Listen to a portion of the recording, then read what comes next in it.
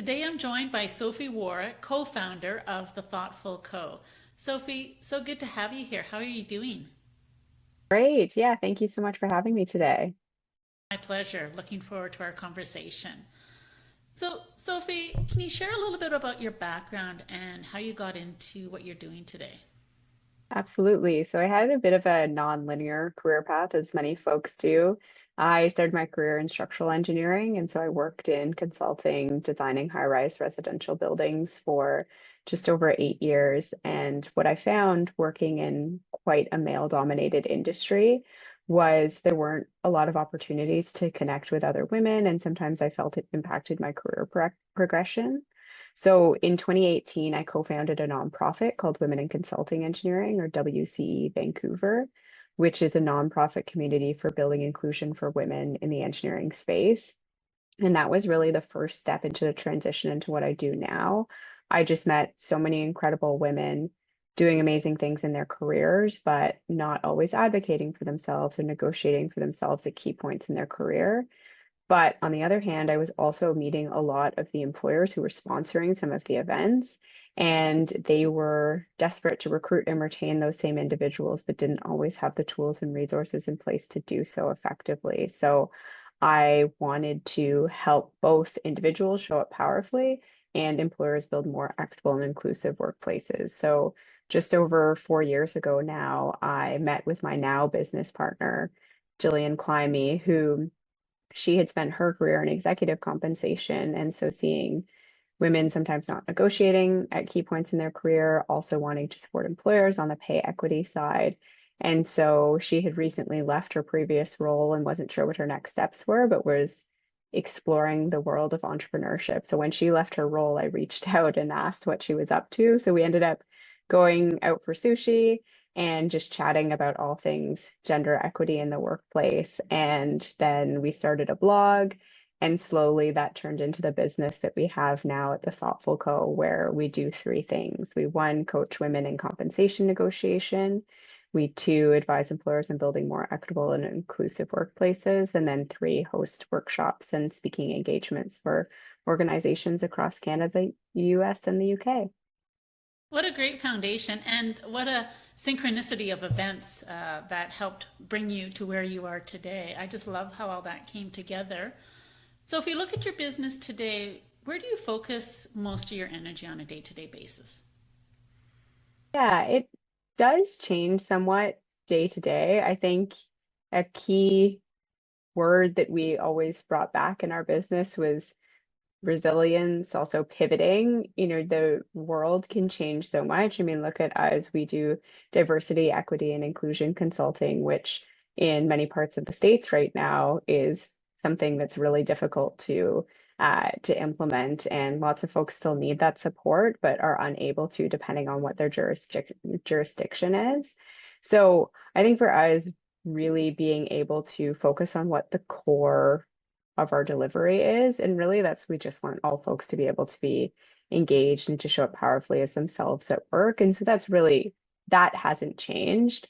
So I think a lot of where we focus our time is really on opportunities to continue to grow. And so building our relationships. So many of our ongoing projects that we win or client work that we win is from referrals because we have really good relationships with our clients. And so we spend a lot of time investing in building those relationships because that's really what sustains us over the long term. And it really allows us to make that meaningful change. One of my favorite parts of what I do is when I'm working, especially with an individual client who's, maybe negotiating their compensation at a new job opportunity, and that sort of direct positive, realization when someone who was maybe afraid to negotiate put their number forward after speaking with us and was able to get more than what they ever thought they could and feel so, empowered by that experience. And that is just so personally gratifying to me. I can imagine. Would you classify that as one of your biggest or proudest moments, is helping these women negotiate contracts and compensation in ways that they could not have imagined? I think so because it feels so personally gratifying to have such a meaningful impact on someone's life. And, of course, when we work with employers and we build more equitable and inclusive workplaces, we have that broader support. We're impacting a larger number of people.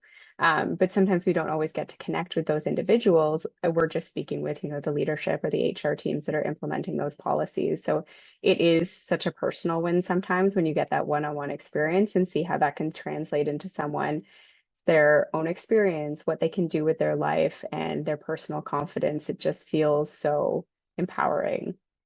So powerful for sure. And I think it cascades the the community, into their own family network. Wouldn't you say that it helps build communities by helping these women negotiate better contracts, get become more inclusive in the workforce? It just has this compounding and cascading ripple effect throughout the community itself. Absolutely. It allows women a better opportunity to share wealth and be, meaningful decision makers. We also have to negotiate so much in all elements of our life. I think when we talk about negotiation, we often talk about negotiating compensation, but we're always negotiating. And so I think building that skill does have that trickle down effect into so many other areas of people's lives. And it makes people feel, more confident being able to ask for what they need. Women in general have so much social pressure to be likable, to be, assessed favorably in the world.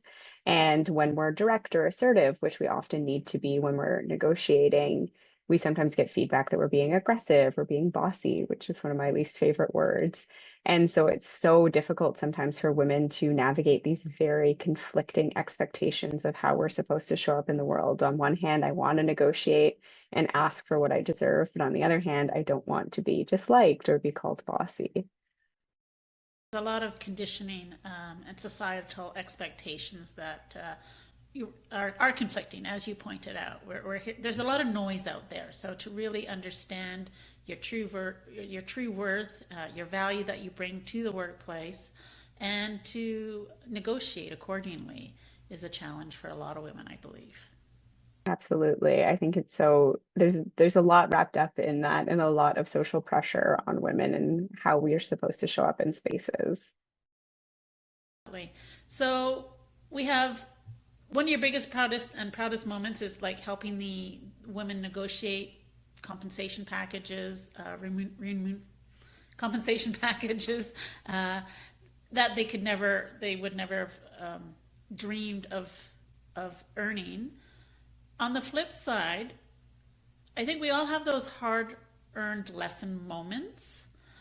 What's one that stands out in your mind? Yeah, that's a great question. I think, lots of things come up in terms of, navigating the sort of ever-changing world as an entrepreneur. I think what kind of shows up as a big lesson learned for me is probably early on of when we launched the Thoughtful Co. So both myself and my business partner would describe ourselves as very risk averse. So we often joke about how surprising it is that we became entrepreneurs. And I think to some extent, I don't know if this is entirely true. It feels that we wouldn't have done it for any other business, but this was just so tied to our own personal passions and identities. But when we were starting out, there is that sort of just natural learning of the up and downs of entrepreneurship. And I remember we were about to sign our first really big client. It was really exciting. We'd been working on it for a while, and it really felt like the first big we made it moment. And they hadn't yet signed, but they ultimately did, but we didn't know that at the time. But I was just absolutely elated. And I remember talking to my husband, and he was just very neutral and responded with something like, "Oh, that sounds great." And I was like, "Okay, I have been working on this for so long. Why are you not more excited?" And he was like, "One, I am very excited, but you need to wait till you have ink on paper to do the big celebration. I know it's coming, but it's not there yet." And I thought that was an important moment because there have been other times in the future where we sort of celebrated too early. And the other thing he said is it is really important to try to stay level because when you get really, really high on the ups when it's good, it's also easy to fall really low on the downs when it's difficult. And I found that kind of challenging at first getting used to that because I was so used to working in engineering and having a very predictable and stable career life. But that really stuck with me. And of course, we did really celebrate once we did sign it. He was very excited and he's an incredibly supportive person to me. But it was a reminder to sort of try and stay in the middle. Of course, celebrate the wins and acknowledge them, but trying not to get super high and super low. And that has stuck with me. And I found it so much easier to just navigate those natural ups and downs in entrepreneurship. And I don't get particularly stressed out or concerned when there is something. I just feels like, oh, there's going to be something else around the corner. But that wasn't how I started out. That was something I had to learn over time. Yeah, so key and fundamental. And how has that shaped you as a leader? I think it's made me more comfortable with uncertainty, which allows me to maybe be more calm in a storm. I think I generally am a pretty level-headed person. But when you get uncertain and you get stressed, it's easy to be really reactive, whether that's just getting anxious or whatever it might be. It presents differently in everyone. But I think being able to stay more level in terms of my stress and relationship with entrepreneurship and growing our business has just allowed me to be just a more calm, and I think I've always been pragmatic, but just allow me to stay in that space when something might be stressful. It does just feel it always works out. There's going to be something around the corner. So I think that has changed the way I lead in terms of being able to help other people stay in that space too, of it's going to work out. What's the next win around the corner, even if we didn't get this one?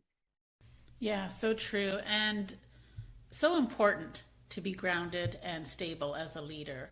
I think a lot of people, especially employees, um, take on that energy and learn from the behavior we model, the good and the bad, right? So if we're not cognizant and aware of how we react to change or how we react to uncertainty, it does have a ripple effect.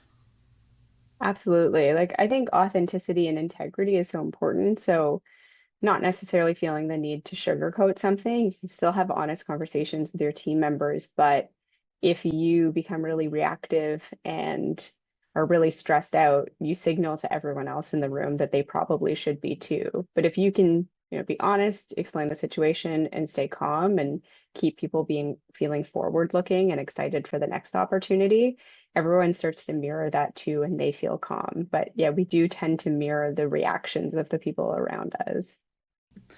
For sure.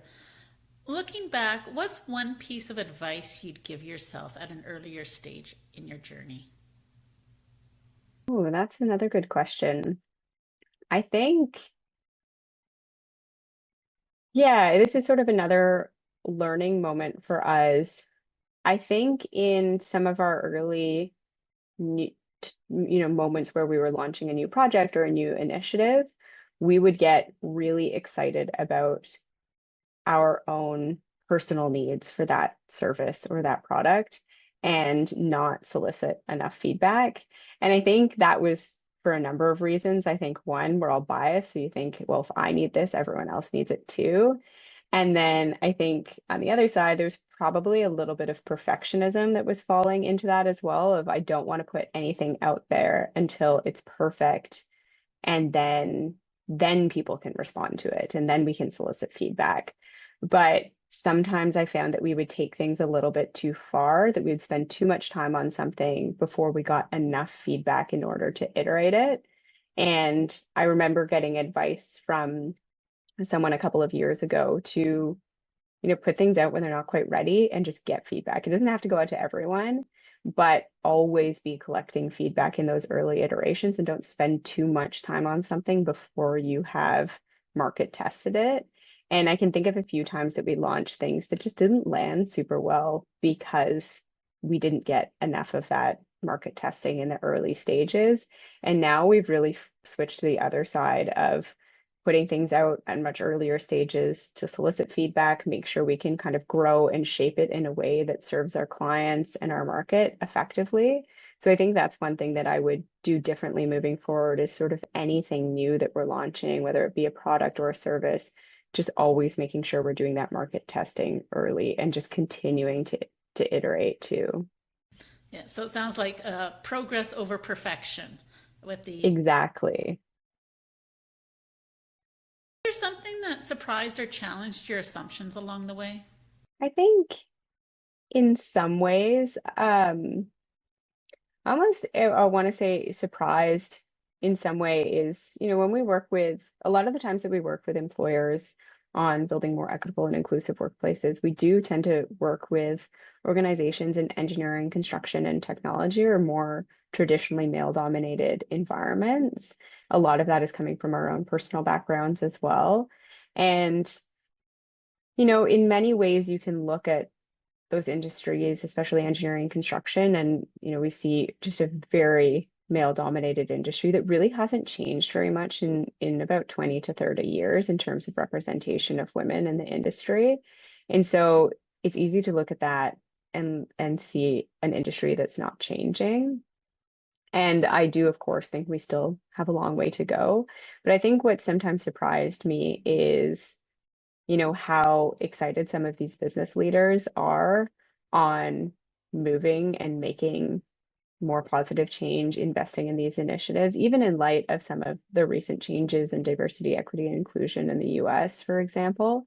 But people are still really excited to invest in these initiatives. They want to increase their representation of women, especially at senior leadership levels. And so it really excites me to see that continued passion from business leaders from, if we think about bias and stereotypes, from folks that I might not necessarily have expected to have those belief systems. So I think that really excites me. And, I love working with those clients and helping them to continue to grow and develop their teams. Sounds like you're getting a pleasant surprise. Exactly. So that's encouraging that there is this openness and willingness to have these inclusions of women and diversity in the workforce. So you definitely have your work cut out for you, but it sounds like things are changing. Yeah, exactly. I think there has been a lot of positive change. Of course, there's still work to be done, but there's been a lot of wins along the way as well. I love that. So it sounds like you have built something really strong, a really strong foundation. If we were to sit down in a year's time, what would success look like for you? Yeah, I think one thing that we're particularly excited about right now is, a big mission of ours is to close the gender pay gap. And there's two sort of key challenges to that. One, we don't currently have a very strong understanding of the gender pay gap. When we hear these statistics reported, it's often many different experiences grouped together. So at different levels, different industries, different regions. And, the reality is the gender pay gap looks very different within different groups. So that's one piece. And then also we want to make sure we can help empower and educate folks on their compensation. So making sure that our services as well are accessible to folks of all levels and wealth experiences. So we recently launched a platform called Equipay, which is the first real-time comprehensive market database for compensation that covers everything from base salary to PTO and vacation to bonus to parental leave to health benefits to sick days, everything that you can think of that's in your compensation package. And we've opened it up to all genders so that we can help educate everyone on compensation. So anyone who fills out the report receives a free report on where their standing is for base salary, vacation, and bonus. And then in addition to that, we're able to collect optional demographic information so we can get a better understanding of what the gender pay gap is. Because we often talk about the gender pay gap relative to two individuals, for example, in the same role being paid equitably, which is, of course, incredibly important. But I think the bigger part of the conversation is who's holding the highest paid positions. And so I expect that we'll see much higher pay gaps in more senior and executive levels because it's really, yes, who is holding those decision maker positions and who's holding those highest paid positions. And not to, bully Air Canada here, but recently in BC, they had to, all organizations as of this November who are 300 people and above had to report on their gender pay gap. And so I was just looking at a few different companies, and Air Canada was one that I pulled. And at the time, I pulled this in 2024, so the number could have changed a little bit since then. But their gender pay gap was that women made 57 cents on the dollar to men, which is quite astounding. But I think a lot of that is likely, it's an aviation industry. So who is holding the flight attendant positions that might be lower paid than the pilots, for example, and who is holding the senior executive positions, which might be more likely to be male dominated. So I think a big part of the conversation there is who's holding the highest paid position. So I think success in the future looks like Equipay really reaching more masses. We've just exited our pilot phase now, so it's fully launched, and helping to educate more individuals on their compensation and help build a better understanding of the gender pay gap, allowing us to close it. That's really interesting. Does the gender pay gap take into consideration years of experience, or is it simply role based? So in general, we find it doesn't. We collect information on tenure both with organizations as well as years of experience in the industry, because I think a lot of that is important as well. And often I read statistics on the gender pay gap, and it's really grouping together a lot of information that I don't know is necessarily relevant to be linked together. I think there's a lot of different groups and how and what the pay gap might look for those, as well looking at an intersectional lens as well. What is the difference in the gender pay gap for women of color versus white women or indigenous women or folks in the 2S LGBTQI plus community too? I think we'll see, bigger differences with some of those intersectional lenses. And I think so much of that is understanding a more aggregated breakdown of what the gender pay gap is. Is there, I guess, an industry appetite for breaking down those numbers and collecting that data so that you can get a better understanding and a clearer picture on where the pay gaps really lie? Absolutely. And now increasingly in more provinces in Canada and states in the US, companies are having to report on their gender pay gaps. And so there is increasing pressure to, because that information is being put out there, organizations also want to have an answer for why that is and how they can correct it. So the better we can understand it, the better we can make recommendations to correct it. Because, of course, if a company is going to have to release their gender pay gap, they want, if it's not, exactly where they'd like it to be, they want to make sure that they can have solutions to go with it so that they can at least be working towards closing it. Yes, definitely. I think, like you said, in the years to come, and as the data comes out and we get a clearer picture of where things stand, you will be able to close the gap. Absolutely. Before we wrap up, I'd love to leave our listeners with one key takeaway. What advice would you give anyone navigating change? I think I would just say to approach it thoughtfully and with an open mind. I think often, no matter how spontaneous a person you are, people do tend to be a little bit resistant to change because we get used to our routines. No matter how flexible you are, we are often habitual creatures. And so I think, yeah, focusing on moving forward with an open mind and thinking about where your core values are. And so, how can you navigate this new change in your life while maintaining your relationship with your existing values? Because I think when people have really true friction, it's often when there's pressure to conform to something that really conflicts with personal values. And so, taking stock and writing down your core values and thinking about how you can move into this new position or opportunity or new change while maintaining your relationship with your core values, but being open to accepting that change as well, because change can be really good. That's beautiful. And you're right, change is often perceived as a negative, not necessarily as a positive. And if we align our decisions with our core values, it definitely helps guide us and move into that change, I think, a little easier and more fluid. Absolutely. Thank you so much for sharing your story and your insights today. Where can our listeners find you online? Yeah, you can find us on LinkedIn at The Thoughtful Co. or on Instagram at thethoughtful.co or on our website, you guessed it, www.thethoughtfulco.net. And you can always look for more information there on Equipay. We also recently launched a new book called The Power to Ask, Compensation Negotiation for Women. So if you're ever looking for tips and tricks for compensation negotiation, always connect with us. That's great. We'll have those links in the show notes below. And again, Sophie, thank you so much for joining me on the Leadership Lab today. Yeah, thank you so much, Karen. It was wonderful to be here. Thank you for spending your time with me today on the Leadership Lab podcast. My hope is that this conversation sparked a new perspective or reinforced something you already knew. Until next time, keep leading with curiosity and intention.